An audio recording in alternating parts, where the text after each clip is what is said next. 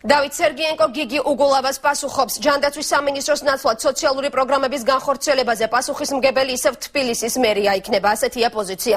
ბიძინა ივანიშვილისადმი ქალაქის მერის მიმართვას ცოტა ხნის წინ ჯანდაცვის მინისტრი გამოეხმაურა.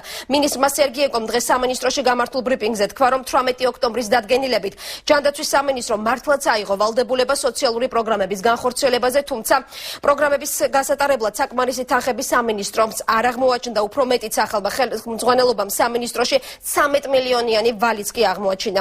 დღევანდელ მთავრობის ხდომაზე 18 ოქტომბრის დადგენილების გაუქმება გადაწყდა და ამ პროგრამების განხორციელებაზე პასუხისმგებლობა ისევ თბილისის მერიას დაეკისრა.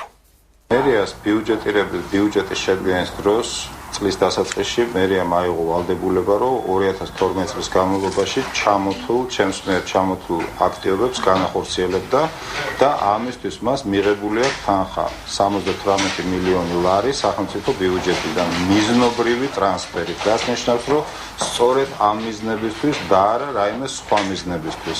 ჩემთვის უცნობია, რის საფუძველზე მიიღო მერიამ გადაწყვეტილება, რომ 19 ოქტომბერს ეს აქტივობა გადმოემისამართებია ჯანდაცვის სამინისტროში, მაგრამ არ გადმოემისამართებია ეს თანხა.